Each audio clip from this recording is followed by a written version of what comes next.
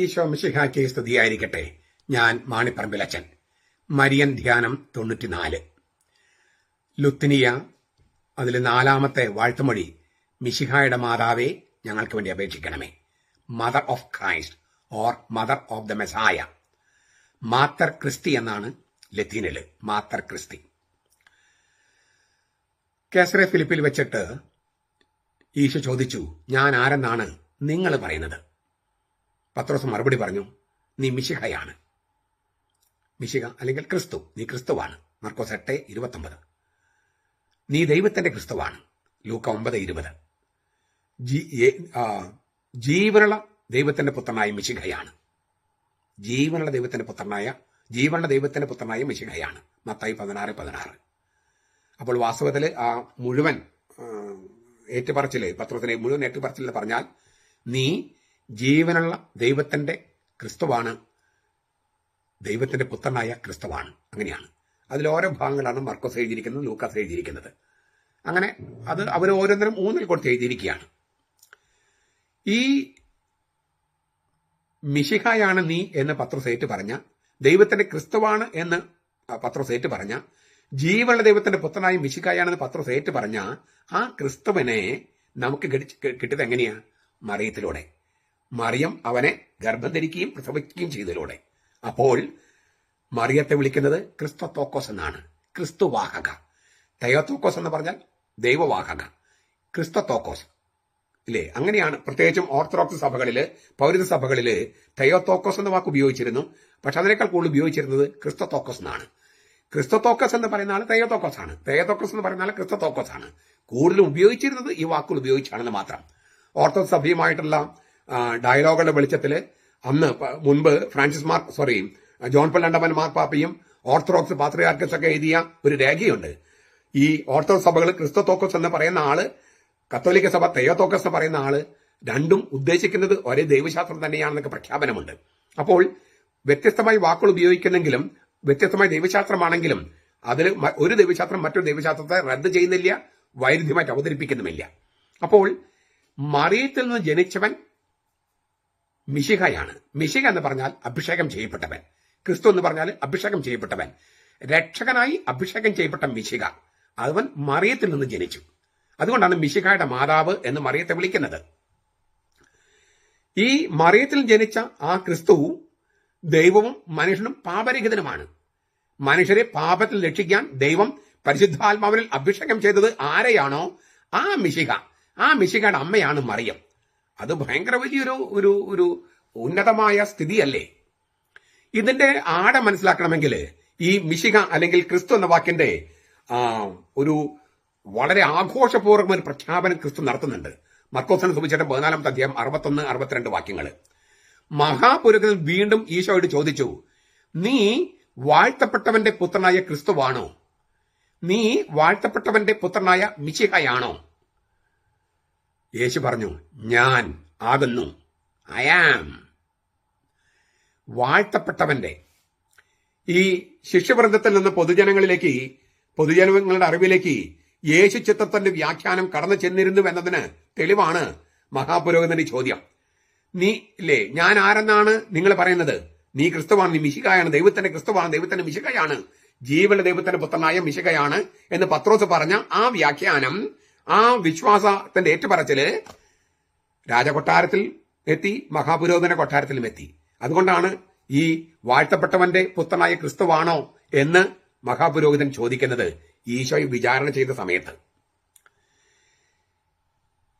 സങ്കീർത്തനം 2:7, 110 ഈ വാഴ്ത്തപ്പെട്ടവന്റെ പുത്രൻ, അതായത് ദൈവപിതാവിന്റെ പുത്രൻ തമ്പുരാൻ എന്ന അർത്ഥത്തില് ഒരു സൂചനയുണ്ട്.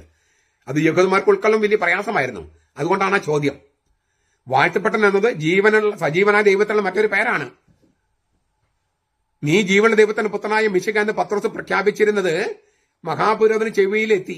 അതുകൊണ്ടാണ് ഇങ്ങനെ ചോദിക്കുന്നത്, നീ വാഴ്ത്തപ്പെട്ടവന്റെ പുത്രനായ ക്രിസ്തുവാണോ? ക്രിസ്തോസ് എന്ന വാക്കിന് അഭിഷേകം എന്ന അർത്ഥം നമ്മൾ കണ്ടു കഴിഞ്ഞു. ഹീബ്രുവിലും മിശിഹ, സുറിയാനിലും മിശിഹ. രാജാക്കന്മാരെയും പ്രവാചകന്മാരെയും പുരോഹിതന്മാരെയും തൈലം കൊണ്ട് അഭിഷേകം ചെയ്താണ് അവർ വാഴിച്ചിരുന്നത്. രാജാക്കന്മാരെ വാഴിച്ചിരുന്നത് 2 ഷമുവ 2:4 ഷമുവേല്, 1 രാജാക്കന്മാർ 1:34, പ്രവാചകന്മാരങ്ങനെ വാഴിച്ചിരുന്നു. സങ്കീർത്തനം 105:15. പുരോഹിതന്മാർ അഭിഷേകം ചെയ്തിരുന്നു. പുറപ്പാട് 29:7, ലേവ്യ 8:12. ഇവരെയൊക്കെ തൈലം കൊണ്ട് അഭിഷേകം ചെയ്താണ് വാഴിച്ചിരുന്നത്. രാജാക്കന്മാരെ, പ്രവാചകന്മാരെ, പുരോഹിതന്മാരെ. അതിനാൽ വരാനിരിക്കുന്ന മിശിഹായും രാജാവ്, പ്രവാചകൻ, പുരോഹിതൻ എന്നിവരുടെ കർമ്മങ്ങൾ ഏറ്റെടുക്കുമെന്നും ഉടമ്പടിയുടെ പ്രതിനിധിയായി പരിശുദ്ധാത്മാവിൽ അഭിഷേകം ചെയ്യപ്പെടുമെന്നും യെശയ്യാ പറയുന്നുണ്ട്. യെശയ്യാ 61:1. വരാനിരുന്ന മിശിഹ, രാജാവ്, പ്രവാചകൻ, പുരോഹിതൻ എന്നിവരുടെ കർമ്മദൗത്യങ്ങൾ ഏറ്റെടുക്കും. ഉടമ്പടിയുടെ പ്രതിനിധിയായി പരിശുദ്ധാത്മാവിനാൽ അഭിഷേകം ചെയ്യപ്പെടും. യെശയ്യാ 61:1. ഇതുതന്നെയാണ് കർത്താവ്, അതേ ഭാഗമാണ് നസറത്തിൽ സിനഗോഗിൽ വായിച്ചത്. കർത്താവിന്റെ ആത്മാവ് എന്റെ മേലുണ്ട്, ദരിദ്രരുടെ സുവിശേഷം പ്രസംഗിക്കാൻ അവിടെ നിന്ന് അയച്ചിരിക്കുന്നു. അപ്പോൾ പരിശുദ്ധാത്മാവ് എന്റെ മേലുണ്ട്, അതിനെയാണ് അഭിഷേകം എന്ന് പറയുന്നത്. ദാവീദിന്റെ വംശപരമ്പരയിൽ നിന്ന് വരുന്ന ആദർശവാനായ രാജാവായിരിക്കും മിശിഹ എന്ന് പരക്കെ വിശ്വസിക്കപ്പെട്ടു. മർക്കോസ് 12:35. അവൻ ദാവീദിന്റെ പട്ടണമായ ബേത്ലഹേമിൽ ജനിക്കുമെന്നും മീക്ക 5:2. പുനരുദ്ധരിക്കപ്പെടുന്ന റോമാ സാമ്രാജ്യത്തിന്റെ ഭരണാധിപനായിരിക്കുമെന്നും യെശയ്യാ 9:7, മർക്കോസ് 11:10. ദൈവപുത്രൻ എന്ന നിലയിൽ ദൈവവുമായി അതുല്യമായ ബന്ധത്തിൽ ജീവിക്കുമെന്നും 2 ശമൂവേൽ 7:14 യഹൂദർ വിശ്വസിച്ചിരുന്നു. ശത്രുക്കൾ മിശിഹായെ നിരാകരിക്കുമെന്നും നിന്ദിക്കുമെന്നും പഴയ നിയമം സൂചിപ്പിക്കുന്നുണ്ട്. സങ്കീർത്തനം 2:2, 89, 38, 51, ദാനിയേൽ 9:29. ഇവയെല്ലാം നിവൃത്തിയായത് നസറത്തിലെ ഈശോയിലാണ്. അവൻ പരിശുദ്ധാത്മാവിൽ അഭിഷിക്തനായി. സ്ലീഹന്മാരുടെ നടപടി 10:38, ലൂക്ക 4:18. അവൻ ദൈവപുത്രനാണ്. മർക്കോസ് 1:1, യോഹന്നാൻ 1:49. അവൻ ദാവീദിന്റെ പുത്രനാണ്. മത്തായി 1:1, ലൂക്ക 1:32, 33. അതിനാൽ തന്നെ നസറത്തിലെ യേശുവാണ് മിശിഹ. യോഹന്നാൻ 1:41. മർക്കോസിന്റെ സുവിശേഷത്തിൽ ഇത് പ്രഖ്യാപിക്കപ്പെടുന്ന ആ മഹാപുരോഹിതൻ ചോദിക്കുന്ന ചോദ്യവും ആ യേശു കൊടുക്കുന്ന മറുപടിയും തമ്മിൽ, ആ മറുപടിയും മനസ്സിലാക്കണമെങ്കിൽ ഈ സുവിശേഷത്തിൽ ഉടനീളം കാണുന്ന മറ്റൊരു കാര്യം നമ്മൾ നോക്കണം. ഏത് അത്ഭുതം കഴിഞ്ഞും കർത്താവ് പറയും, ഇത് ആരോടും പറയരുത്. അതായത് താൻ മിശിഹ എന്ന കാര്യം ഇപ്പൊ വെളിപ്പെടണ്ട എന്ന ഇങ്ങനെ മെസ്സിയാനിക് സീക്രട്ട് എന്നാണ് അതിനെ പറയുക. Messianic secret. ഈശോയുടെ മിശിഹാത്വം നിഗൂഢമായിരിക്കട്ടെ എന്ന്. ഏത് അത്ഭുതം കഴിയുമ്പോഴും കർത്താവ് പറയും, നീ ആരോടും പറയരുത്. എന്നാൽ പലരും ആ വാക്കൊക്കെ ലംഘിച്ചിട്ടുണ്ട്, പലരോടും പറഞ്ഞു. പക്ഷെ ഇപ്പോൾ മഹാപുരോഹിതൻ വിചാരണ ചെയ്യുന്ന സമയത്ത് ഈശോ പരസ്യമായി കോടതിയിൽ വെച്ച് പറയാണ്, ഞാനാണ്. ഇതുവരെ മിണ്ടരുത്, ഞാൻ മിശിഹാനക്കാരോടും പറയരുതെന്ന് പറഞ്ഞ കർത്താവ് വാ തുറന്ന് പറയാണ്, ഞാൻ മിശിഹയാണ്, ഞാനാണ്. താനാണ് മിശിഹ എന്നുള്ള ആ പ്രഖ്യാപനം, അതും പരസ്യമായി മഹാപുരോഹിതന്റെ കോടതിയിൽ വെച്ച്. ഇനി മുതൽ മിശിഹാത്വം നിഗൂഢമല്ല, വളരെ ഗാംഭീര്യത്തോടും ആഘോഷപൂർവകമായും ഔദ്യോഗികമായുള്ള വെളിപാടാണ് ഈശോ ഈ മതകോടതിയിൽ വെച്ച് വിചാരണക്കിടയിൽ പ്രഖ്യാപിച്ചത്. അതിനെ കർത്താവ് ഉപയോഗിച്ച വാക്ക് ഞാൻ ആകുന്നു എന്നാണ്. ഞാൻ മിശിഹ ആകുന്നു എന്ന് പറഞ്ഞില്ല, മറിച്ച് ഞാൻ ആകുന്നു. വാഴ്ത്തപ്പെട്ടവന്റെ പുത്രനായ ക്രിസ്തുവാണോ നീ? ഞാൻ ആകുന്നു എന്നെ പറഞ്ഞല്ലോ. ഞാൻ മിശിഹ ആണെന്ന് പറഞ്ഞില്ല, ഞാൻ ആകുന്നു. ഏകോ എയ്മി എന്നാണ് ഗ്രീക്കില്. ഏകോ എയ്മി. ദൈവത്തിന്റെ പുത്രനും ഇസ്രായേലിന് മിശിഹായുമായോ ആണോ എന്ന ചോദ്യത്തിന് ഒരു ശങ്കയോ തർക്കമോ ഇല്ലാതെ യേശു പറയാണ്, അതെ ഞാനാകുന്നു. ഞാനാകുന്നെന്ന പദബന്ധത്തിന് പഴയ നിയമത്തിൽ എന്താണ് അർത്ഥം? പുറപ്പാട് പുസ്തകത്തിൽ മോശയ്ക്ക് ദൈവം സ്വയം വെളിപ്പെടുത്തുന്നത് ഞാനാകുന്നു എന്ന് പറഞ്ഞിട്ടാണ്. ഞാൻ തന്നെ. പുറപ്പാട് 3:14. അത് തന്നെയാണ് ഇവിടെ യേശു പറയണേ. അതായത് ദൈവം സ്വയം ആവിഷ്കരിക്കാൻ ഏത് വാക്കാണോ ഉപയോഗിച്ചത്, അതേ വാക്ക് യേശു തന്നെ ആവിഷ്കരിക്കാൻ ഉപയോഗിച്ചിരിക്കുന്നു. എന്ന് വെച്ചാൽ ഈശോ ദൈവമാണെന്നർത്ഥം. മിശിഹ മാത്രമല്ല, ദൈവമാണ്. യഹോവസാക്ഷിയിൽ ഇത് കേൾക്കണം. യേശു ദൈവമാണെന്ന് യേശു തന്നെ പറയാണ്. ഈ ചിലർ പറയും യേശു ദൈവമാണെന്ന് ആരെങ്കിലും പറഞ്ഞിട്ടുണ്ടോ എന്ന് മുസ്ലിം സഹോദരന്മാർ ചോദിക്കുന്നു. ഇത് വായിച്ചു നോക്കൂ. മലയാളം മാത്രം പഠിച്ചാൽ പോരാ, അറബിയും പഠിച്ചാൽ പോരാ, ഇതും വായിച്ചു നോക്കൂ. ഗ്രീക്കും ഹീബ്രുവൊക്കെ പഠിച്ചു നോക്കൂ. പഴയ നിയമം വായിച്ചു നോക്കൂ. അത് തന്നെ പുതിയ നിയമത്തിന്റെ വെളിച്ചത്തിൽ വ്യാഖ്യാനിക്കൂ. അപ്പൊ ഉത്തരം കിട്ടും. താൻ ദൈവമാണെന്നും ദൈവമായ താൻ മനുഷ്യപുത്രനാണെന്നും അതിനാൽ ദാനിയേൽ പ്രവചിച്ച തരത്തിൽ മഹത്വപൂർണനായി വാനമേഘങ്ങൾ വരുമെന്നും യേശു പരസ്യമായി പ്രഖ്യാപിക്കുകയാണ്. തന്റെ മിശിഹാത്വവും പുത്രത്വവും എങ്ങനെയാണ് മനസ്സിലാക്കേണ്ടതെന്നും യേശു വെളിപ്പെടുത്തുകയാണ്. സങ്കീർത്തനം 110, ദാനിയേൽ 7 വെളിച്ചത്തില് ദൈവത്തിന്റെ നാമമോ ദൈവം എന്ന വാക്ക് പോലെ ഉപയോഗിക്കാതെ വാഴ്ത്തപ്പെട്ടവനെന്നും ശക്തി എന്നും ഉപയോഗിച്ചിരിക്കുന്നത് ഈ മർക്കോസിന്റെ സുവിശേഷത്തിന്റെ മൗലികതയ്ക്കും പ്രാചീനതയ്ക്കും തെളിവ് കൂടിയാണ്. സങ്കീർത്തനത്തിൽ ദൈവപുത്രൻ ഉപയോഗിച്ചിരിക്കുന്ന വാഴ്ത്തപ്പെട്ടവന്റെ പുത്രൻ എന്ന പദം ഉപയോഗിച്ചുകൊണ്ടാണ് മഹാപുരോഹിതൻ യേശുവിന് മിശിഹാത്വത്തെ ചോദ്യം ചെയ്യുന്നത്. യേശു കൊടുത്ത ഉത്തരം കേട്ട് കോടതി അവന് വധശിക്ഷ വിധിക്കുകയാണ്. എന്തേ വധശിക്ഷ? താൻ ദൈവനാമധാരിയാണ്, താൻ യാഹ്വയാണെന്നാണ് ഈശോ അവകാശപ്പെട്ടത്. അത് ദൈവനിന്ദയായിട്ടും ദൈവദൂഷണമായിട്ടും അവർ കണ്ടതുകൊണ്ടാണ് അതിനുള്ള ശിക്ഷ വധശിക്ഷ വിധിച്ചത്. അപ്പോൾ യേശു ദൈവമാണ് എന്ന കാര്യം അവർക്ക് അറിയാൻ പാടില്ലായിരുന്നോ? അറിയാമായിരുന്നു. പക്ഷെ അത് അംഗീകരിക്കാൻ സമ്മതിച്ചില്ല. അതുകൊണ്ടാണ് വധശിക്ഷ. അപ്പോൾ മിശിഹായുടെ മാതാവ് എന്ന് പറയുമ്പോൾ നീ മിശിഹായാണോ എന്ന് ചോദിച്ചപ്പോൾ ഞാൻ ആകുന്നു, ഞാൻ മിശിഹ മാത്രമല്ല ഞാൻ ദൈവമാകുന്നു എന്ന് പറഞ്ഞു. അപ്പോൾ ദൈവമാതാവ് തെയോത്തോക്കോസ് എന്നതും മിശിഹായുടെ മാതാവ് എന്നും തമ്മിൽ വളരെ അടുത്ത് കിടക്കുകയാണ്. വളരെ അടുത്ത് കിടക്കുകയാണ്. മിശിഹായുടെ മാതാവ് അല്ലെങ്കിൽ ക്രിസ്തുവിന്റെ അമ്മ എന്ന് പറയുമ്പോൾ ഇങ്ങനെയുള്ള ഈ ക്രിസ്തുവിനെ നമുക്ക് ലഭിക്കുന്നത്, ദൈവമായ ക്രിസ്തു നമുക്ക് ലഭിക്കുന്നത് മറിയത്തിലൂടെയാണ്, മറിയെന്ന അമ്മയിലൂടെയാണ്. അവളെ ബഹുമാനിക്കേണ്ട എന്ന് ഈ പെന്തക്കോസ്തക്കാരും യഹോവസാക്ഷികളും ദൈവസഭക്കാരൊക്കെ പറയുമ്പോൾ അവർക്ക് എന്ത് ദൈവജനമാണ് അറിയുക? അവർക്ക് ദൈവജനത്തോട് എന്താ അറിവുണ്ട്?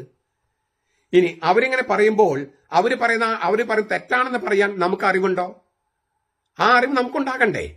ഇപ്പൊ നമ്മൾ ഈ മറിയത്തിന്റെ ജന്മദിനത്തിന് വേണ്ടി ഒരുങ്ങുമ്പോഴാണെങ്കിലും അമലോത്ഭവത്തിന് ഒരുങ്ങുമ്പോഴാണെങ്കിലും ഈ ഒക്ടോബർ മാസത്തിന് ഒരുങ്ങുമ്പോഴാണെങ്കിലും ഈ ഭക്തി മാത്രം മതിയോ? പള്ളിയില് ഈ ജപമാല മാത്രം മതിയോ? പോരല്ലോ. മറിയത്തെ ആക്രമിക്കുന്ന ഒരുപാട് പേരുണ്ട്. അവരുടെ മുമ്പിൽ സുവിശേഷം പ്രസംഗിക്കാൻ നമുക്ക് കഴിയണ്ടേ? അതിനുള്ള ഒരു ഒരുക്കം കൂടി ഉണ്ടാകണ്ടേ?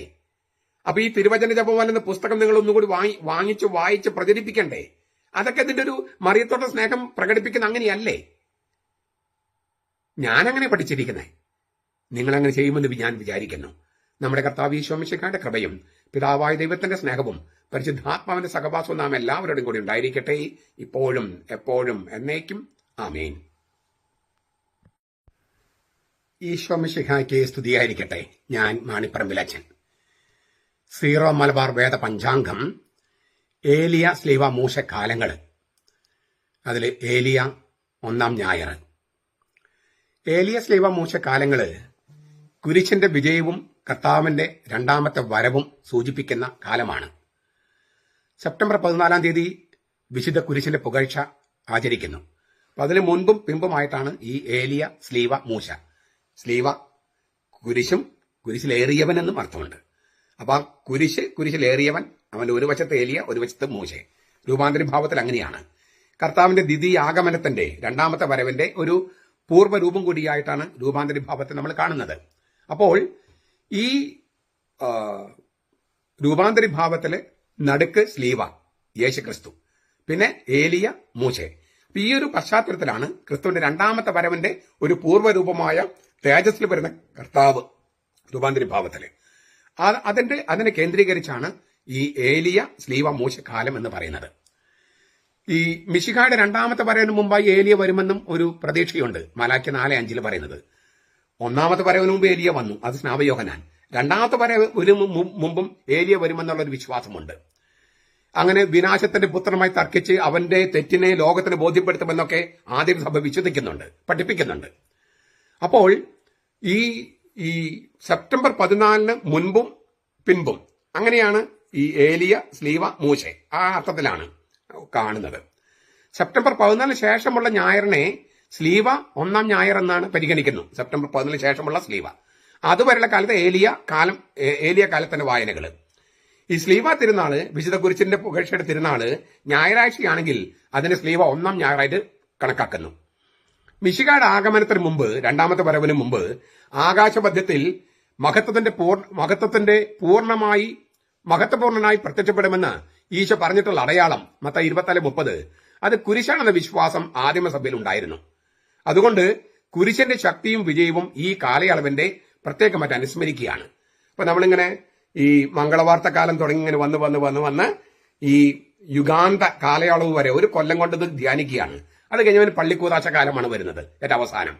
അപ്പോൾ വളരെ മനോഹരമായിട്ട് ക്രിസ്തുവിന്റെ ജീവിതത്തിലൂടെ നമ്മൾ ധ്യാനിച്ച് നമ്മുടെ ജീവിതത്തെക്കുറിച്ചും ക്രിസ്തുവിന്റെ ജീവിതത്തിന്റെ മോഡലിൽ നമ്മുടെ ജീവിതത്തെക്കുറിച്ചും ഒരു ക്രമമുണ്ടാക്കുക, നമ്മുടെ ജീവിതം അതുപോലെ ക്രമപ്പെടുത്തുക.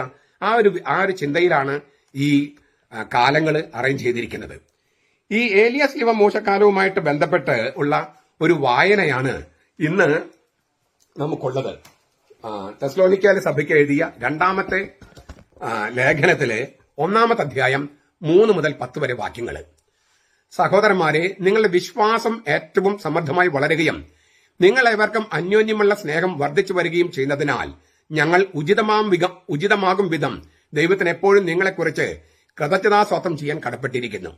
അതിനാൽ നിങ്ങൾ സഹിക്കുന്ന സകല ഉപദ്രവങ്ങളിലും കഷ്ടങ്ങളിലുമുള്ള നിങ്ങളുടെ സഹനശീലവും വിശ്വാസവും നിമിത്തം ഞങ്ങൾ ദൈവത്തിന്റെ സഭകളിൽ നിങ്ങളെ ചൊല്ലി അഭിമാനിക്കുന്നു. നിങ്ങൾ കഷ്ടപ്പെടുന്നത് എന്തിനാണോ ആ ദൈവരാജ്യത്തിന് നിങ്ങൾ യോഗ്യവാന്മാരായി എണ്ണപ്പെടണമെന്ന ദൈവത്തിന്റെ നീതിയുള്ള വിധിയുടെ അടയാളമാണിത്. കർത്താവായ യേശു തന്റെ ശക്തരായ മാലാഖമാരുമായി സ്വർഗത്തിൽ നിന്ന് അഗ്നിജ്വാലയിൽ വെളിപ്പെട്ട് ദൈവത്തെ അറിയാത്തവർക്കും നമ്മുടെ കർത്താവായ യേശുവിന്റെ സുവിശേഷം അനുസരിക്കാത്തവർക്കും പ്രതികാരം കൊടുക്കുമ്പോൾ നിങ്ങളെ പീഡിപ്പിക്കുന്നവരോട് പ്രതികാരം ചെയ്യുന്നതും പീഡ അനുഭവിക്കുന്ന നിങ്ങൾക്ക് ഞങ്ങളോടുകൂടി സമാശ്വാസം പകരം നൽകുന്നതും ദൈവസന്നിധിയിൽ നീതിയാണല്ലോ. ആ നാളിൽ അവൻ തന്റെ വിശുദ്ധന്മാരിൽ മഹത്വപ്പെടേണ്ടതിനും വിശ്വസിച്ച എല്ലാവരിലും ഞങ്ങളുടെ സാക്ഷ്യം വിശ്വസിച്ചവരുടെ കൂട്ടത്തിൽ നിങ്ങളുമുണ്ട്. താൻ വിസ്മയ വിഷയം ആകേണ്ടതിനും വരുമ്പോൾ സുവിശേഷം അനുസരിക്കാത്തവർ കർത്താവിന്റെ സന്നിധാനവും അവന്റെ വല്ലഭത്വത്തിന്റെ തേജസ്സും തിരസ്കരിക്കപ്പെട്ട് നിത്യനാശം ശിക്ഷാവിധിയായി അനുഭവിക്കും. എന്നാണ് പൗലോസ്ലീഹ പറയണേ. ഈ യുഗാന്ത കാലയളവിന് ഏലിയാസ് ലിവ മോശ കാലത്തിന് വളരെ യോജിച്ച ഒരു റീഡിംഗ് ആണിത്. അതിലെ ചില കാര്യങ്ങൾ മാത്രം ഞാനൊന്ന് വ്യാഖ്യാനിക്കുകയാണ്. വിശ്വാസം, സ്നേഹവും, അതായത് ഉപദ്രവങ്ങളും കഷ്ടങ്ങളും ഉണ്ടായിട്ടും 1:14 പറയുന്നുണ്ട്, തെസ്സലോനിക്കക്കാർ വിശ്വാസം, സ്നേഹം, സഹനശീലം എന്നിവയിൽ വളരുന്നതിന് പൗലോസ് അവരുടെ നന്ദി പറയുന്നു. എന്തുമാത്രം ഉപദ്രവങ്ങളും കഷ്ടങ്ങളുമാണ് നമ്മുടെ ഓരോ ദിവസവും നമ്മൾ അനുഭവിക്കുന്നത്. അത് സർക്കാരിൽ നിന്നാകാം, സഭയിൽ നിന്നാകാം, മറ്റുള്ളവരിൽ നിന്നാകാം. എറണാകുളത്ത് വികാരിയച്ചന്മാരിൽ നിന്നാണ് ജനങ്ങൾ അനുഭവിക്കുന്നത് ഈ വേദന, പിന്നെ ആത്മായ മുന്നേറ്റക്കാരിൽ നിന്ന്. അപ്പൊ ഇങ്ങനെയുള്ള ഇത്രമാത്രം ഉപദ്രവങ്ങളും കഷ്ടങ്ങളും ഉള്ളപ്പോഴും വിശ്വാസം ഉപേക്ഷിക്കുന്നില്ല, സ്നേഹം ഉപേക്ഷിക്കുന്നില്ല, സഹനശീലം ഉപേക്ഷിക്കുന്നില്ല. അതിന് പൗലോസ് നന്ദി പറയാണ്. ഈ സഹനശീലത്തിലാണ് ക്രിസ്തീയ പ്രത്യാശ ആവിഷ്കരിക്കപ്പെടുന്നത്. 1 തെസ്സലോനിക്ക 1:3. ക്രിസ്തുവിന്റെ രണ്ടാമത്തെ വരവിനുള്ള നല്ല ഒരുക്കമാണ് ഈ പുണ്യങ്ങളിൽ വളരുന്നത്. വിശ്വാസം എന്നതിന് ഗ്രീക്കിൽ പിസ്റ്റിസ് എന്നാണ്. പല ധ്വനികളുണ്ട്. വിശ്വസ്തത, കൂറ്, അല്ലേ, ഫെയ്ത്ത്ഫുൾനെസ് അല്ലെങ്കിൽ ഫിഡലിറ്റി, റോമാലേഖനം 3:3. കരിസ്മാറ്റിക് വിശ്വാസം, നമ്മൾ അത്ഭുതങ്ങളൊക്കെ ഉണ്ടാകുന്ന ആ വിശ്വാസം, 1 കൊരിന്ത്യസ് 12:9, 13:2. മതമർദ്ദനത്തിലും ദൈവത്തോടൊപ്പം സ്ഥിരമായി നിൽക്കുക, അതൊരു വിശ്വാസമാണ്. സഭയ്ക്ക് വേണ്ടിയുള്ള പോരാട്ടം, അത് വിശ്വാസത്തിന്റെ ഭാഗമാണ്.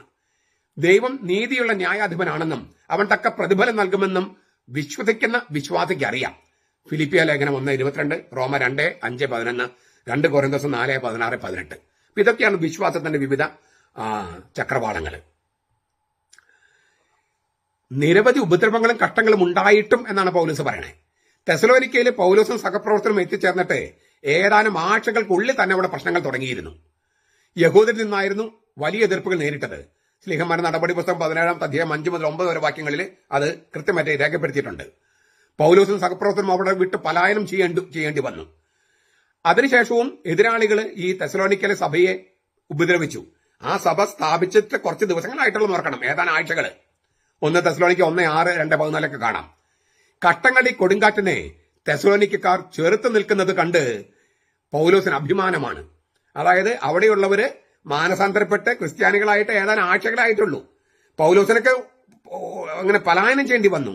എന്നിട്ടും ആ പുതു ക്രിസ്ത്യാനികള് അവരുടെ വിശ്വാസം ഉപേക്ഷിച്ചില്ല, അവരുടെ സ്നേഹം ഉപേക്ഷിച്ചില്ല, സഹനശീലം ഉപേക്ഷിച്ചില്ല. അത് കണ്ട് പൗലോസ് അഭിമാനിക്കുകയാണ്. നമ്മൾ പുതു ക്രിസ്ത്യാനികളല്ല, പലരും, മിക്കവരും വിശ്വാസത്തിൽ ആഴപ്പെട്ടവരാ. അപ്പോൾ ഉപദ്രവങ്ങളും കഷ്ടങ്ങളും കാണുമ്പോൾ നമ്മുടെ മക്കളും യുവാക്കളും ഒക്കെ വിശ്വാസം ഉപേക്ഷിക്കാതിരിക്കത്തക്ക വിധം നമ്മൾ അവരെ ബോധ്യപ്പെടുത്തണം. പുതു ക്രിസ്ത്യാനികൾ പോലും ഉപേക്ഷിച്ചില്ലെങ്കിൽ നമ്മൾ ആഴപ്പെട്ട ക്രിസ്ത്യാനികൾ ഉപേക്ഷിക്കാൻ പാടുണ്ടോ? അപ്പൊ നമ്മുടെ യുവാക്കളൊക്കെ പള്ളി ഉപേക്ഷിക്കുന്നെങ്കിൽ അവരുടെ വിശ്വാസം പുതു ക്രിസ്ത്യാനികളെ പോലെ ആയിരിക്കും, അല്ലെങ്കിൽ അതിനേക്കാൾ താഴെയാണ്. അത് അവരെ ഒന്ന് വിശ്വാസത്തിൽ ഉറപ്പിക്കാനും ഒരുപക്ഷെ കർത്താവ് ആഗ്രഹിക്കുന്നുണ്ടാകും. 5 മുതൽ 10 വരെ വാക്യങ്ങളിലെ പൗലോസ് പറയുക, ന്യായവിധിയുടെ ദിവസത്തെക്കുറിച്ചുള്ള ഒരു വെളിപാടാത്മക അവലോകനം നടത്തുകയാണ്. മനുഷ്യചരിത്രത്തിന്റെ സമാപനത്തിൽ നടക്കുന്ന ന്യായവിധിയുടെ പ്രക്രിയയിലല്ല, അതിന് നടപടിക്രമങ്ങളുടെ പരിണത ഫലത്തിലാണ് പൗലോസ് മനസ്സ് വയ്ക്കുന്നത്. നീതിമാന്മാർക്കും വിശുദ്ധർക്കും ക്രിസ്തു നിത്യമായ ജീവിതവും വിശ്രമവും നൽകും പ്രതിഫലമായിട്ട്.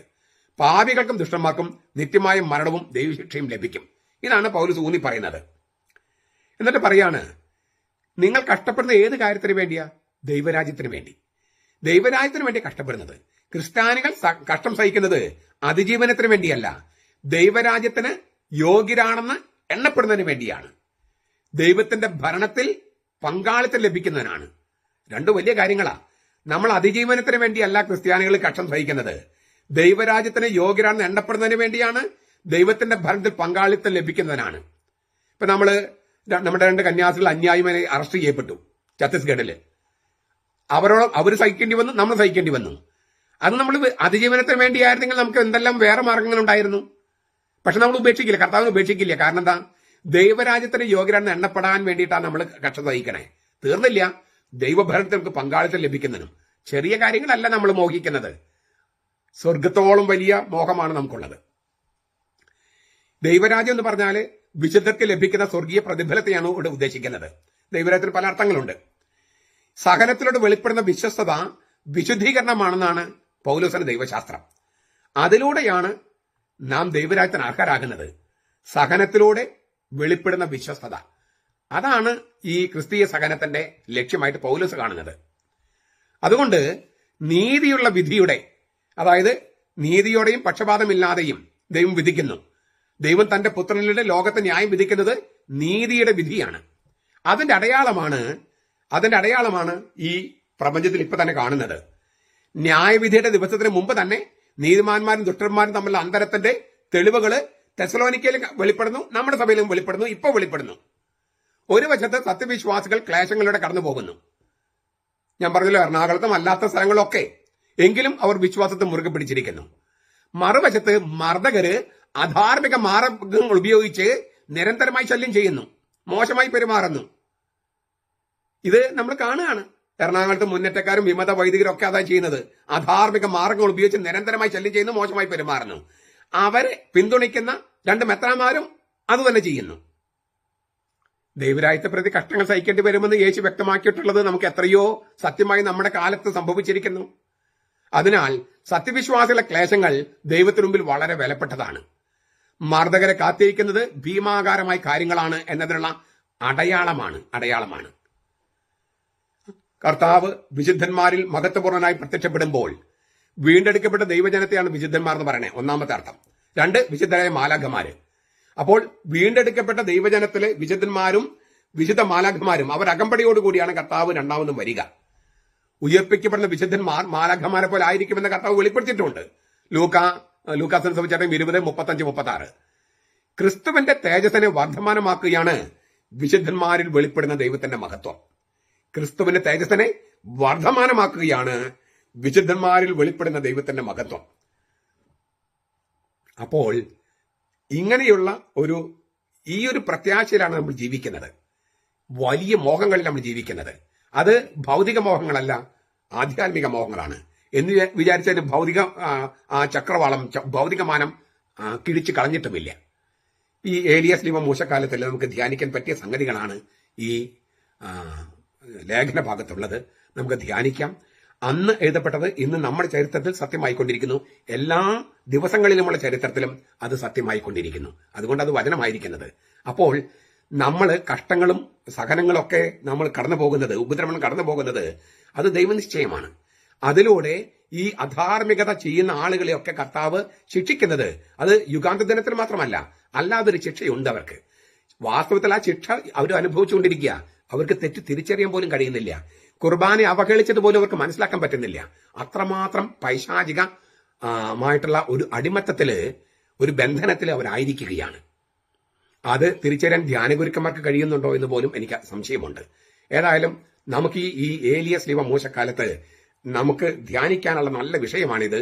നമുക്ക് ജീവിക്കാനുള്ള നല്ല വിഷയമാണ്. അങ്ങനെ ആയിരിക്കട്ടെ.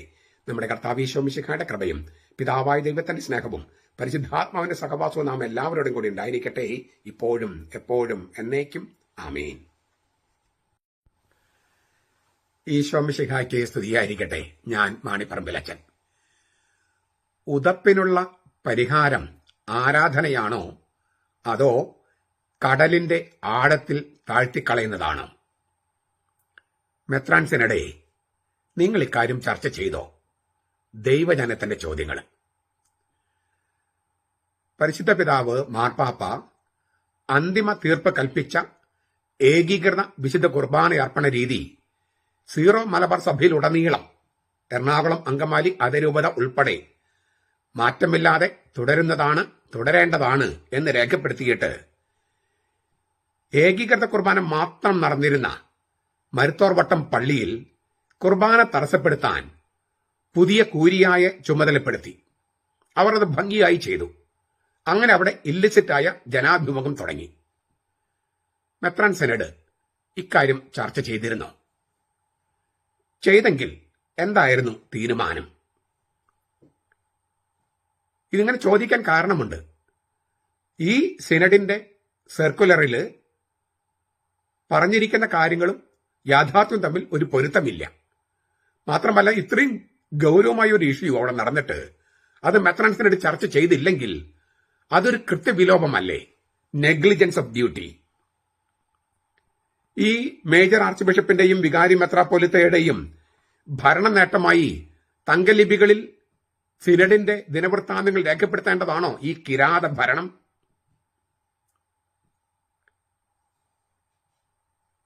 രണ്ട്, പരിശുദ്ധ പിതാവ് മാർപ്പാപ്പ അന്തിമ തീർപ്പ് കൽപ്പിച്ച ഏകീകൃത വിശുദ്ധ കുർബാന അർപ്പണ രീതി സീറോ മലബാർ സഭയിൽ ഉടനീളം മാറ്റമില്ലാതെ തുടരുന്നതാണ് എന്ന് എഴുതിയിട്ട് ഏകീകൃത കുർബാന മാത്രം നടന്നിരുന്ന ഉദയംപേരൂർ പള്ളിയിൽ ചില സ്ത്രീകളെ ഉപയോഗിച്ച് മധുബഹായും ബലിപീഠവും അശുദ്ധമാക്കി കുർബാനയെ ആവുന്നത്ര അവഹേളിച്ച് കത്തിയും ബ്ലേഡും ഉപയോഗിച്ച് ദിവ്യകാരണം സ്വീകരിക്കുന്നവരെ ആക്രമിച്ച് തിരുവോസിൽ തുപ്പി ആക്രമണം നടത്തി ആ പള്ളി അടപ്പിച്ചു, പൂട്ടിച്ചു. ഇതെല്ലാം സോഷ്യൽ മീഡിയയിൽ വന്നതാണ്, പൊതുജനത്തിന് എല്ലാവർക്കും അറിവുള്ളതാണ്. ഇത് മെത്രാൻ സിനഡ് ചർച്ച ചെയ്തോ? ഈ ഉദയംപേരൂർ പള്ളിയിലെ ഈ പ്രശ്നം നിങ്ങൾ ചർച്ച ചെയ്തോ? ആ പള്ളി പൂട്ടിച്ചത് ചർച്ച ചെയ്തോ? എന്ത് തീരുമാനമാണ് ഇതേക്കുറിച്ച് എടുത്തത്? സഭയിൽ ഇപ്പോഴും സത്യത്തിനും നീതിക്കും വിശ്വാസത്തിനും വേണ്ടി പൊരുതുന്നവർ ഉണ്ടെന്ന് ആളുകൾക്ക് ബോധ്യം വരുന്നത് മെത്രാൻ സിനഡിന്റെ തീരുമാനത്തിലൂടെയല്ല, എന്നെപ്പോലുള്ള അനേകം പേര് അതിനെതിരെ പ്രതികരിക്കുന്നത് കൊണ്ടാണ്. മെത്രാൻ സിനഡ് ഇക്കാര്യത്തിൽ കാണിക്കുന്ന മൗനം വളരെ ഗൗരവമേറിയ കുറ്റകൃത്യമല്ലേ? വളരെ ഗൗരവമേറിയ കൃത്യവിലോപമല്ലേ? നിങ്ങൾ ഈ സിനഡിന്റെ സർക്കുലറിൽ അത് എഴുതേണ്ടിയിരുന്നില്ലേ? ഉദയംപേരൂർ പള്ളിയിലെ കാര്യങ്ങൾ ഞങ്ങൾ ചർച്ച ചെയ്തു, അവർ നടന്ന കാര്യങ്ങളെക്കുറിച്ച് ഞങ്ങൾ ചർച്ച ചെയ്തു. എന്തുകൊണ്ട് അക്കാര്യം നിങ്ങൾ ചർച്ച ചെയ്തില്ല? ചെയ്തെങ്കിൽ എന്ത് തീരുമാനമെടുത്തതെന്ന് ഞങ്ങൾ അറിയിച്ചില്ല. 3, പ്രസാദഗിരി പള്ളിയിൽ വിശുദ്ധ കുർബാന അർപ്പിച്ചുകൊണ്ടിരുന്ന വൈദികനെ ഉന്തി തള്ളി അടിച്ചു വീഴ്ത്തി ചവിട്ടിക്കൂട്ടി. ആ അച്ഛനെ സംരക്ഷിക്കാൻ ചെന്നവർക്കെതിരെ കള്ളക്കേസും പെണ്ണുകേസും. അടിച്ചു വീഴ്ത്താൻ നേതൃത്വം കൊടുത്ത വൈദികന് പ്രമോഷൻ. ഇതെല്ലാം ലോകത്തിലെ സകല ജനങ്ങൾക്കറിയാം, ഹിന്ദുക്കൾക്കറിയാം, മുസ്ലിംസിനറിയാം. നിങ്ങൾ മെത്രാന്മാർക്ക് ഇക്കാര്യം അറിയോ? ഇക്കാര്യം സിനഡ് ചർച്ച ചെയ്തോ? എന്തായിരുന്നു ചർച്ചയിൽ നിന്ന് ഉരുത്തിരിഞ്ഞ തീരുമാനം? അത് ഞങ്ങൾ അറിയിക്കണ്ടേ? ഞങ്ങൾ എല്ലാവരും ബാധിക്കുന്ന ഒരു പ്രശ്നമല്ലേ അത്? സഭയെ മൊത്തത്തിൽ ബാധിക്കുന്ന പ്രശ്നമല്ലേ? സഭയുടെ കൂടെ നിന്നവർക്കെതിരെയുള്ള കള്ളക്കേസുകൾ പിൻവലിക്കാൻ മേജർ ആർച്ച് ബിഷപ്പിനോടും വികാരി മെത്രാപ്പൊലിത്തയോടും മെത്രാൻ സിനഡ് ആവശ്യപ്പെട്ടുവോ? ഇല്ലെങ്കിൽ നിങ്ങൾ പറയുന്ന കാര്യങ്ങൾ അനുസരിക്കാൻ ദൈവജനത്തിന് ബാധ്യത ഉണ്ടാകുമോ?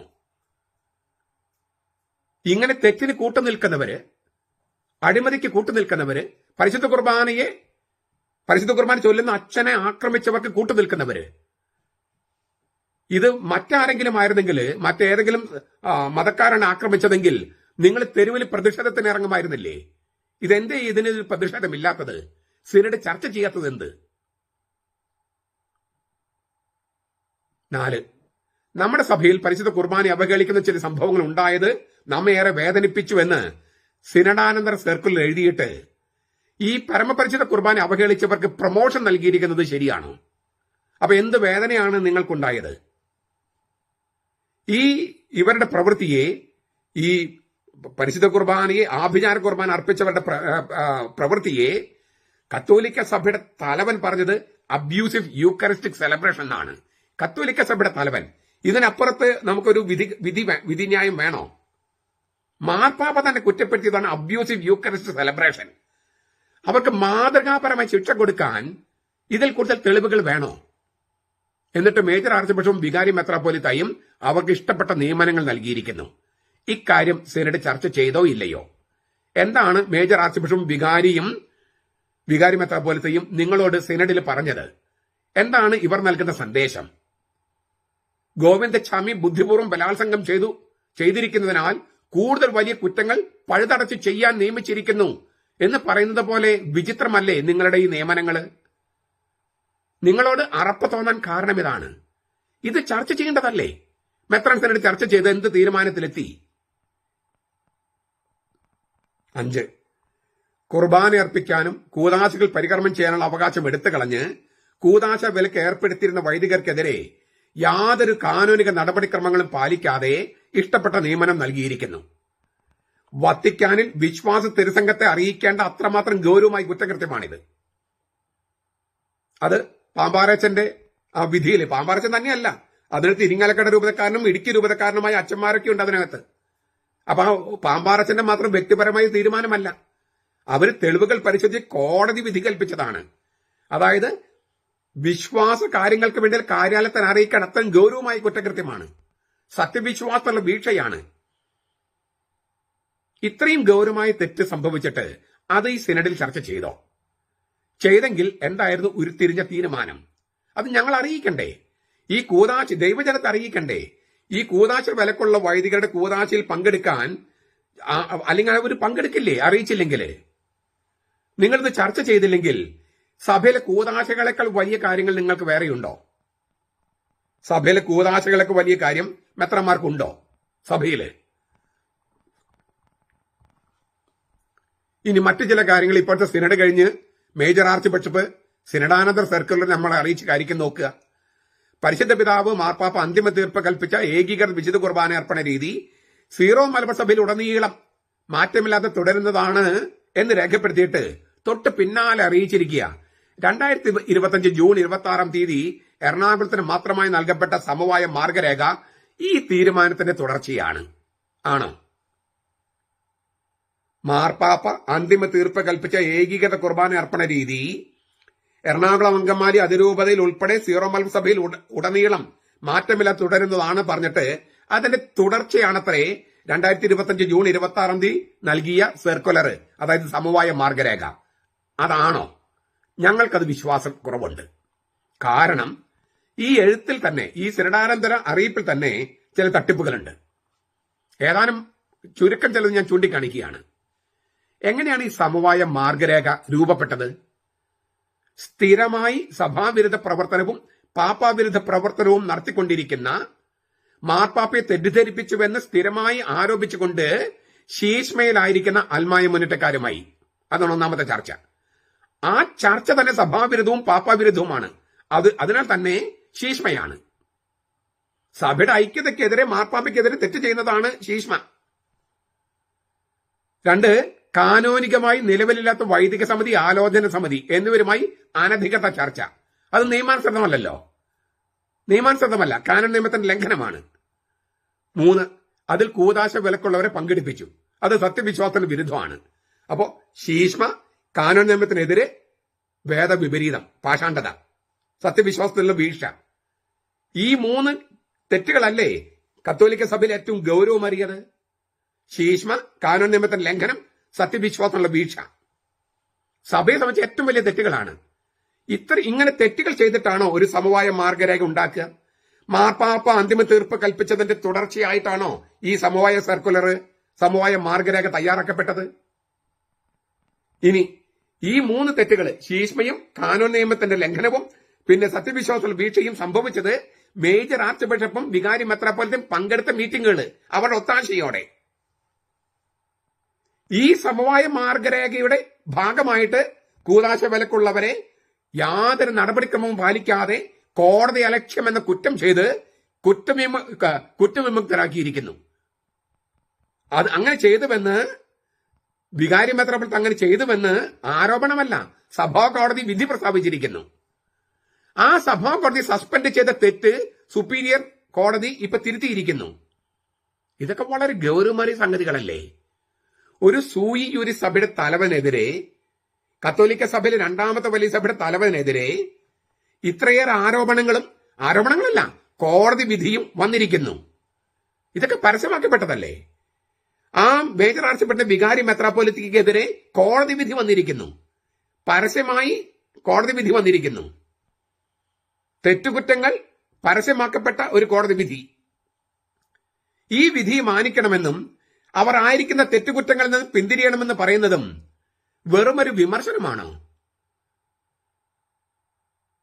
ഇത് വിമർശനങ്ങളാണെന്ന മട്ടിൽ പ്രതികരിക്കുന്നവർക്ക് ഒരുപക്ഷെ അവർ ചെയ്ത കുറ്റകൃത്യങ്ങളുടെ ഗൗരവം അറിയാത്തത് കൊണ്ടാകാം സാധാരണക്കാർക്ക്.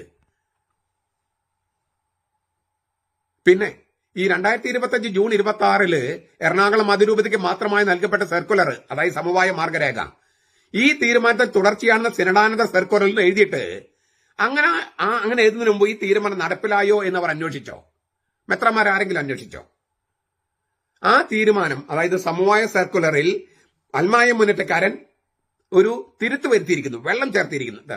അത് നിങ്ങൾ കണ്ടില്ലായിരുന്നോ, കേട്ടില്ലായിരുന്നോ? മെത്രന്മാര് സിനഡിൽ വന്നവര് ആ സർക്കുലറിൽ തിരുത്തൽ വരുത്തിയത് ശരിയല്ല എന്ന് ആരെങ്കിലും ചൂണ്ടിക്കാണിച്ചോ? മേജർ ആർച്ച് ബിഷപ്പ് ഒപ്പിട്ട് സമവായ സർക്കുലർ ഇറക്കിയിട്ട്, മാർഗരേഖ ഇറക്കിയിട്ട് അതിലൊരു തിരുത്ത് മുന്നേറ്റക്കാരന്റെ വക. ഇത് നിങ്ങൾ മെത്രാൻ സിനഡ് ചർച്ച ചെയ്തോ? മേജർ ആർച്ച് ബിഷപ്പ് മുകളിലാണ് അൽമായ മുന്നേറ്റക്കാരൻ എന്നാണോ നിങ്ങൾ നിഗമനത്തിലെത്തിയത്? എങ്കിൽ ഞങ്ങളത് അറിയിക്കൂ. എത്ര പള്ളികൾ നടപ്പാക്കിയെന്ന് നിങ്ങൾ ആലോചിച്ചോ? കണ്ടോ? എത്ര പള്ളികൾ വികാരിയച്ചവരെ കുർബാന ചൊല്ലിയെന്ന് നിങ്ങൾ അന്വേഷിച്ചോ? എത്ര പള്ളികളാണ് വേറെ ആളുകൾ കൊണ്ടുവന്നാണ് ചൊല്ലിക്കുന്നത് നോക്കിയോ? ഈ 3 മണിക്ക് 3:30 ചൊല്ലാനുള്ള തീരുമാനമെടുത്തത് ആരാണ്? നിങ്ങളുടെ സമവായ മാർഗരേഖയിലുള്ളതുപോലെയല്ലേ ചൊല്ലേണ്ടിയിരുന്നത്? അതെന്തേ നടപ്പാക്കാനുള്ള ഇച്ഛാശക്തി ഇല്ലാത്ത? അങ്ങനെ ഇനി ചൊല്ലാത്ത പള്ളികൾ പകുതിയോളം, ആ പള്ളികൾക്കെതിരെ ഒരു പരാമർശം ഈ സെനഡിൽ ഉണ്ടായോ? ഉണ്ടെങ്കിൽ എന്തുകൊണ്ട് സർക്കുലറിൽ എഴുതിയില്ല? ആ വൈദികർക്കെതിരെ എന്ത് നടപടിയാണ് കൈക്കൊണ്ടത്? അത് നിങ്ങൾ എഴുതിയോ? എന്തുകൊണ്ട് അവർക്കെതിരെ സിനഡാനന്തര സർക്കുലറിൽ പരാമർശമില്ല? മേജർ ആർച്ച് ബിഷപ്പിന്റെ കൽപ്പനയാണ് അവർ ലംഘിച്ചിരിക്കുന്നത്. അതെന്തേ നിങ്ങൾക്ക് തോന്നാത്തത്? ഘട്ടം ഘട്ടമായി നടപ്പിലാക്കി ഐക്യതയിലേക്ക് വളർത്താൻ ഉത്തരവാദിത്തം മേജർ ആർച്ച് ബിഷപ്പിനെയും അതിരൂപതയ്ക്ക് വേണ്ടി വികാരി മെത്രാപ്പോലിത്തയും സിനഡ് ചുമതലപ്പെടുത്തി എന്ന് സർക്കുലർ എഴുതിയിട്ടുണ്ട്. അത് സത്യമാണോ? ഇത് വലിയൊരു തെറ്റല്ലേ? ഈ 2 പേരല്ലേ കുറ്റക്കാരൻ സഭാകോടതി കണ്ടെത്തിയത്, ഉത്തരവ് പുറപ്പെടുവിച്ചത്? അത് സിനഡ് ചേരുന്നതിന് മുമ്പല്ലേ? കുറ്റക്കാരെ വീണ്ടും കുറ്റം ചെയ്യാൻ ചുമതലപ്പെടുത്തുന്നത് പോലെയല്ലേ മെത്രാൻ സിനഡ് 2 പേരെ ചുമതലപ്പെടുത്തിയിരിക്കുന്നത്? അവരെ മാറ്റി നിർത്താനുള്ള ധാർമ്മിക ബോധം എന്തേ നിങ്ങൾക്കുണ്ടായില്ല? പിന്നെ ഘട്ടം ഘട്ടമായി എന്നതുകൊണ്ട് ഉദ്ദേശിക്കുന്നത് ഇനി ഒരു 50 കൊല്ലം എന്നാണോ? എന്തുകൊണ്ടാണ് ഒരു നിശ്ചിത സമയക്രമം ചൂണ്ടിക്കാണിക്കാത്തത്? എന്തുകൊണ്ടാണ് ഈ ദൈവജനത്തിന്റെ വേദന നിങ്ങൾക്ക് തിരിച്ചറിയാൻ പറ്റാത്തത്? നമ്മുടെ സഭയിൽ പരിശുദ്ധ കുർബാന അവഹേളിക്കുന്ന ചില സംഭവങ്ങൾ ഉണ്ടായത് നമ്മെ ഏറെ വേദനിപ്പിച്ചു. അനേകർക്ക് ഉതപ്പിന് കാരണമായി. അതിന് പരിഹാരമായി 1 മണിക്കൂർ ആരാധന.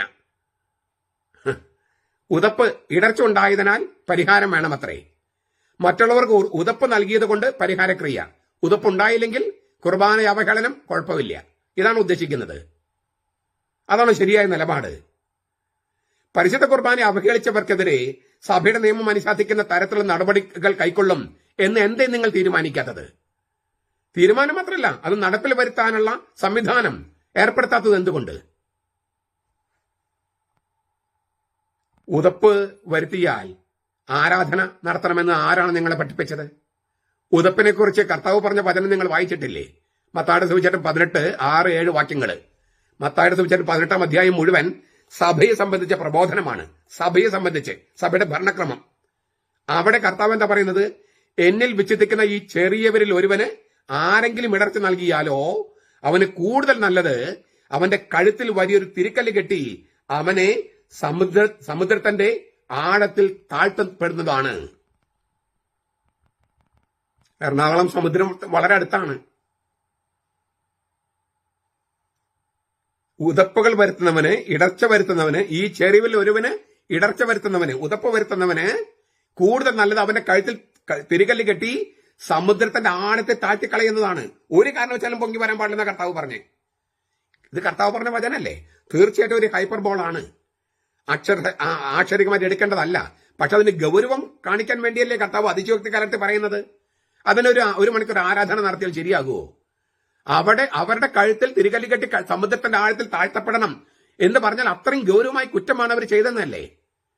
അതിനെ 1 മണിക്കൂർ ആരാധനയും പറഞ്ഞുകൊണ്ടിരിക്കുകയാണോ? പിന്നെ ചിലർ ചോദിക്കുന്നു, മേജർ ആർച്ച് ബിഷപ്പിനെയും വികാരി മെത്രാപ്പോലീത്തനെയും വിമർശിക്കുന്നത് ശരിയാണോ എന്ന്. ഞാൻ ചോദിക്കുന്ന ചോദ്യങ്ങൾക്ക് ഉത്തരം നൽകും. ഇത് ദൈവജനത്തിന്റെ ചോദ്യമാണ്, സിനഡിനോടുള്ള ചോദ്യങ്ങളാണ്. ഇതിനുള്ള ഉത്തരം കിട്ടേണ്ടത് സഭാംഗങ്ങൾ അവകാശമാണ്. നിങ്ങൾ മൗനം പാലിക്കുന്നതുകൊണ്ടാണ് ഞങ്ങൾക്ക് മിണ്ടേണ്ടി വരുന്നത്. സഭയും പള്ളിയും കൂതാശയൊന്നും നിങ്ങളുടെ കുടുംബസ്വത്തല്ലല്ലോ. നിങ്ങൾ സ്വകാര്യമായി തീർക്കേണ്ട കാര്യമല്ല, സഭയുടെ കാര്യങ്ങളാണ്. സഭയെ സംബന്ധിച്ച് അവർ പരസ്യമായി എടുക്കുന്ന നിലപാടുകൾ, തെറ്റായ നിലപാടുകളെയാണ് നമ്മൾ ചോദ്യം ചെയ്യുന്നത്, അവരുടെ സ്വകാര്യ ജീവിതത്തിലെ പാളിച്ചകളെയല്ല. അവർക്ക് സഭയെ നേർവഴിയിൽ ഭരിക്കാനും ശരിയായ ദിശയിൽ നയിക്കാനും അവകാശമുള്ളതുപോലെ അവർ സത്യവിശ്വാസത്തിൽ നിന്നോ സഭയുടെ ഐക്യതയിൽ നിന്നോ വ്യതിചലിക്കുമ്പോൾ വിമർശിക്കപ്പെടാനും അവർക്ക് അവകാശമുണ്ട്. നാം ആരും വിമർശിക്കേണ്ടതുമുണ്ട്. അത് അവരെയോ സഭയോ നശിപ്പിക്കാനല്ല, അവരെ നേർവഴിക്ക് വരേണ്ടതിനാണ്. നമ്മൾ കൃത്യം കാനലോയും സഭാ നിയമവും മാർപ്പാപ്പയും ഒക്കെ പറയുന്ന കാര്യങ്ങളെ പറയണേ, സഭാകോടതിയൊക്കെ പറഞ്ഞ കാര്യങ്ങളെ പറയണേ. മെത്രാൻ പട്ടത്തിലൂടെ നിങ്ങളെ ഭരമേൽപ്പിച്ചിരിക്കുന്ന സംഗതി എന്താണെന്ന് തിമോത്തിയോസ് എന്ന യുവ മെത്രാന് എഴുതിയ കത്തില് പൗലോസ് പറയുന്നത് ആവർത്തിക്കാൻ ഞാൻ ആഗ്രഹിക്കുകയാണ്. 1 തിമോത്തി 6:9-12. പണക്കാരാകണമെന്ന് ആഗ്രഹിക്കുന്നവർ പ്രലോഭനത്തിലും കെണിയിലും കുടുങ്ങുകയും മനുഷ്യരെ അനർത്ഥനാശങ്ങളിലേക്ക് തള്ളിയിടുന്ന മൗഢ്യവും ദോഷകരവുമായ പല ആസക്തികൾക്കും ഇരയായി തീരുകയും ചെയ്യുന്നു. എന്തെന്നാൽ ദ്രവ്യാഗ്രഹമാണ് സകലവിധ ദോഷത്തിനും മൂല കാരണം. ഇതിനോടുള്ള ആർത്തി മൂത്ത് ചിലർ വിശ്വാസത്തിൽ നിന്ന് വ്യതിചലിച്ച് ഒട്ടേറെ വ്യഥകളാൽ പിളർക്കപ്പെട്ടിരിക്കുന്നു. എന്നാൽ നീയോ തിമോത്തിയോസ്, ദൈവത്തിന്റെ മനുഷ്യനായ നീ ഇവയിൽ നിന്ന് ഓടിയകന്ന് നീതി, ദൈവഭക്തി, വിശ്വാസം, സ്നേഹം, ക്ഷമ, സൗമ്യത എന്നിവ പിന്തുടരുക. വിശ്വാസത്തിന് നല്ല പോരാട്ടം പൊരുതുക. നിത്യജീവനെ മുറുകെ പിടിക്കുക. ഇതിനായിട്ടാണല്ലോ നീ വിളിക്കപ്പെട്ടിരിക്കുന്നത്. അനേകം സാക്ഷികൾ മുമ്പാകെ നീ ഇത് ദൃഢമായി ഏറ്റു പറഞ്ഞിട്ടുള്ളതുമാണല്ലോ. ഇതിൽ 2 കാര്യങ്ങൾ മാത്രം ഞാനൊന്ന് 3 കാര്യങ്ങൾ ഒന്ന് ആവർത്തിക്കുകയാണ്. ദൈവത്തിന്റെ മനുഷ്യനായിരിക്കണം മെത്രാൻ. മോശെ, പ്രവാചകന്മാർ എന്നിവരെല്ലാം ദൈവത്തിന്റെ മനുഷ്യനായിരുന്നു. നിയമാവർത്തനം 33:1, 1 സാമുവേൽ 2:27, 1 രാജാക്കന്മാർ 12:22, 13:1. തിമോത്തിയോസും അതുപോലെ ദൈവത്തെ ശുശ്രൂഷിക്കുന്നവനാകണം. 2 തിമോത്തി 3:16. അപ്പോൾ സഭയുടെ നേതാവിന് വേണ്ട ആത്മീയ ശക്തി ഉണ്ടാകും. ദൈവത്തിന്റെ മനുഷ്യനാകുക മെത്രാന്മാര്, വൈദികര്, ക്രിസ്ത്യാനികൾ പോലും. എല്ലാ ക്രിസ്ത്യാനികളും അങ്ങനെ ആയിരിക്കണമെന്നാണ്. അപ്പോൾ ദൈവത്തെ ശുശ്രൂഷിക്കുക, ദൈവത്തെ പ്രീതിപ്പെടുത്തുക എന്നതായിരിക്കണ്ടേ നമ്മുടെ ഒന്നാമത്തെ പരിഗണന മെത്രാന്മാരുടെ. 2, വിശ്വാസത്തിന്റെ നല്ല പോരാട്ടം. പോരാട്ടം എന്ന വാക്ക് ഉപയോഗിച്ചിരിക്കുന്നത് മല്ലയുദ്ധത്തിന് ഉപയോഗിക്കുന്ന വാക്കാണ് ഈ പോരാട്ടം. മല്ലയുദ്ധം പോലെയാണ് വിശ്വാസം. മല്ലയുദ്ധത്തില് ഒത്ത എതിരാളികളാണ്. ആരാണ് നമുക്കെതിരെ? പിശാചിന്റെ ആളുകൾ.